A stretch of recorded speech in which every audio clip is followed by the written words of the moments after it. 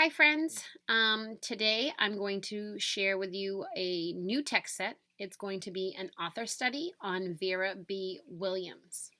We're going to share 4 different stories with you over the course of this week, and the first one is A Chair for My Mother. So not only does Vera B Williams write the story, she also illustrates them, and if you look right here, she's won an award. This is that Caldecott Award that we've seen on other books we've read this year.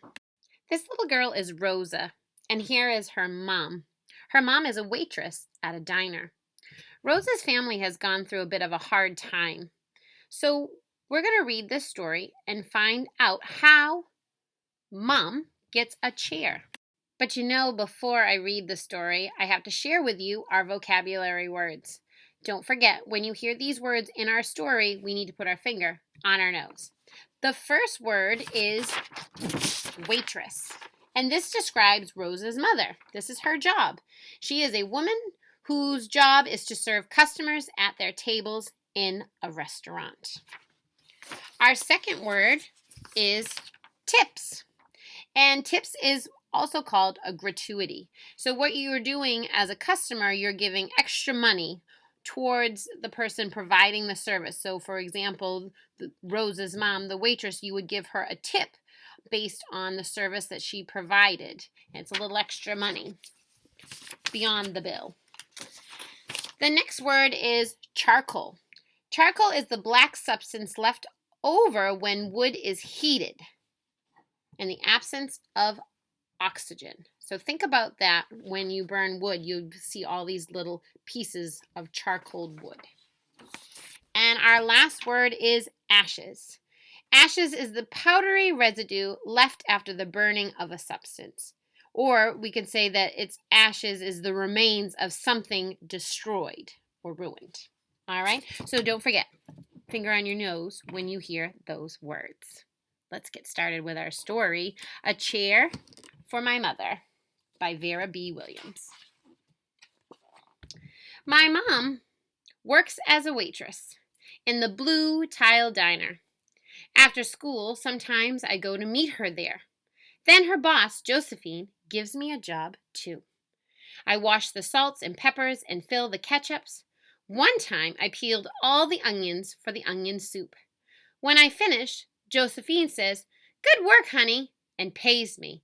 And every time I put half of my money into the jar.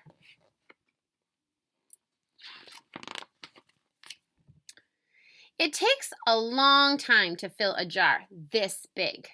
Every day when my mother comes home from work, I take down the jar.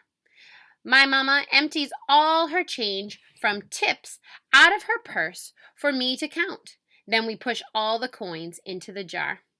Sometimes my mama is laughing when she comes home from work.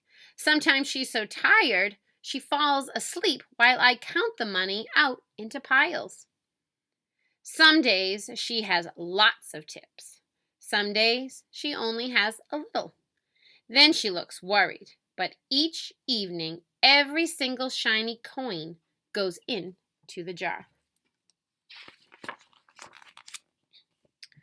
We sit in the kitchen to count the tips. Usually Grandma sits with us too.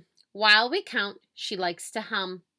Often she has money in her old leather wallet for us. Whenever she gets a good bargain on tomatoes or bananas or something she buys, she puts by the savings and they go into the jar.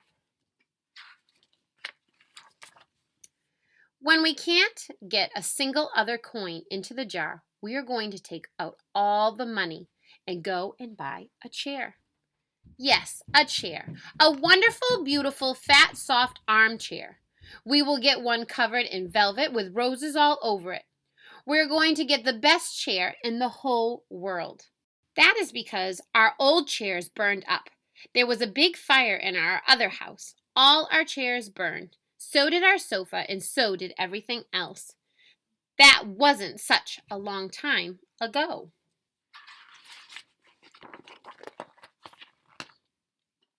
My mother and I were coming home from buying new shoes. I had new sandals.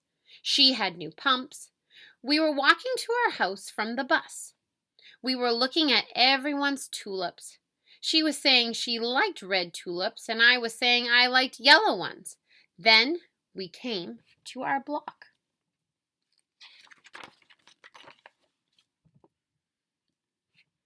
Did you see what's happening?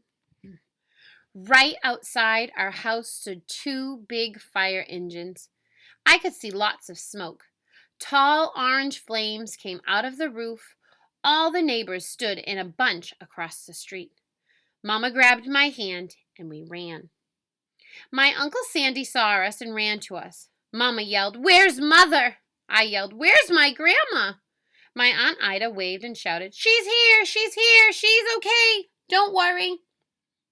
Grandma was all right. Our cat was safe too, though it took a while to find her. But everything else in our whole house was spoiled. How scary that must have been for Rosa and her family. What was left of the house was turned to charcoal and ashes. We went to stay with my mother's sister, Aunt Ida, and Uncle Sandy. Then we were able to move into the apartment downstairs. We painted the walls yellow. The floors were all shiny, but the rooms were very empty.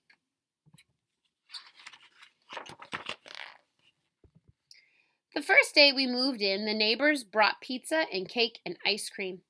And they brought a lot of other things too. The family across the street brought a table and 3 kitchen chairs.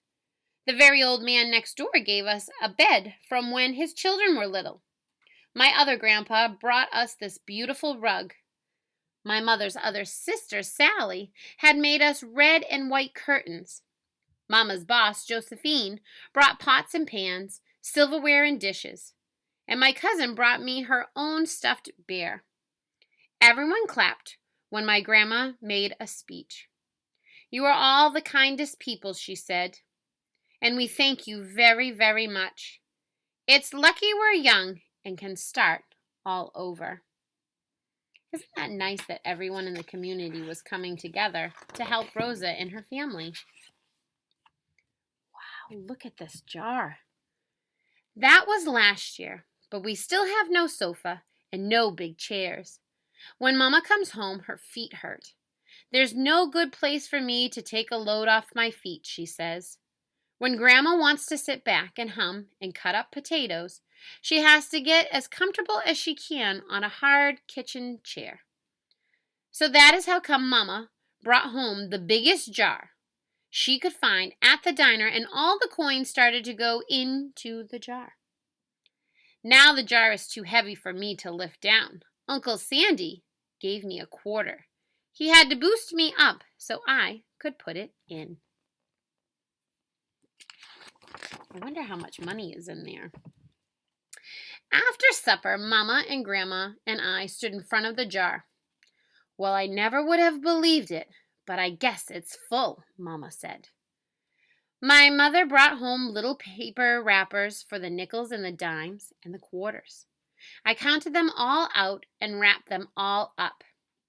On my mother's day off, we took all the coins to the bank, and the bank exchanged them for $10 bills. Then we took the bus downtown to shop for our chair. How exciting. We shopped through 4 furniture stores. We tried out big chairs and smaller ones, high chairs and low chairs, soft chairs and harder ones. Grandma said she felt like Goldilocks and the 3 bears, trying out all the chairs. Finally, we found the chair we were all dreaming of, and the money in the jar. And the money in the jar was enough to pay for it. We called Aunt Ida and Uncle Sandy. They came right down in their pickup truck to drive the chair home for us. They knew we couldn't wait for it to be delivered.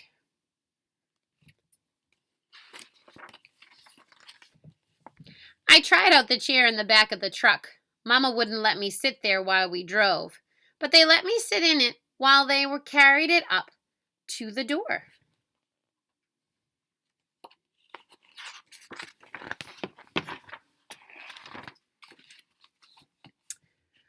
We set the chair right beside the window with the red and white curtains.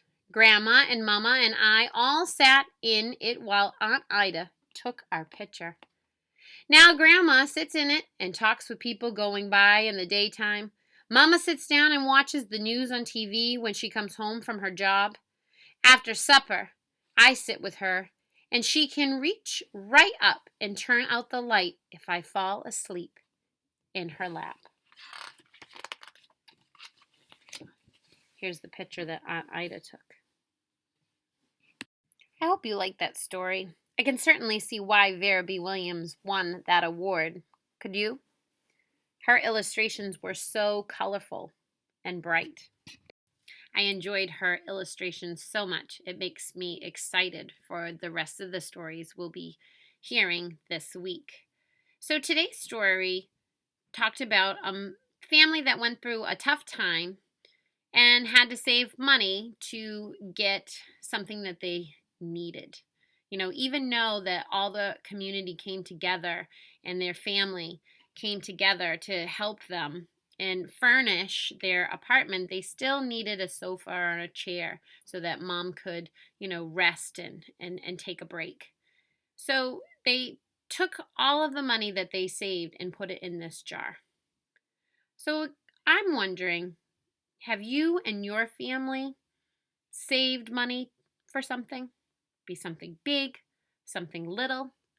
I want you to share that with me and write a few sentences about what you saved up for and why you saved up for it. What made you want it in the first place, right? And of course, I love your illustrations, so please make sure you add a picture to your writing. All right? So I look forward to seeing your work. So don't forget to share it with Miss Matthew and I. All right? Have a great day, everybody. Bye.